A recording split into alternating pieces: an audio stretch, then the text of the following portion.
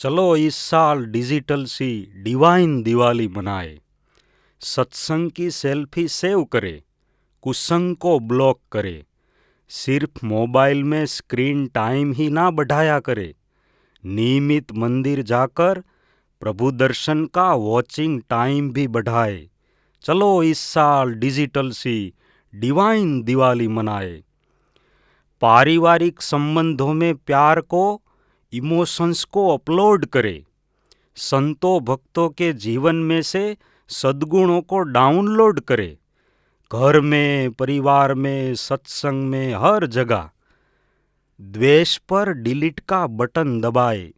चलो इस साल डिजिटल सी डिवाइन दिवाली मनाए।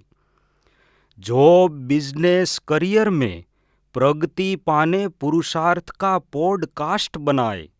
योग, ध्यान और आहार शुद्धि से फिटनेस को टाइट करे। इंस्टाग्राम में रील्स देखने से ज़्यादा रियल लाइफ का आनंद उठाए। चलो इस साल डिजिटल सी डिवाइन दिवाली मनाए। संतों के सत्संग से अपने आप में अध्यात्म को इंस्टॉल करे। व्हाट्सएप मैसेजेस के साथ आत्म संवाद का ईमेल भी पढ़े। लाइफ को अपडेट करके जीवन वैल्यू का वैल्यूएबल वॉलपेपर बनाए। चलो इस साल डिजिटल सी डिवाइन दिवाली मनाए।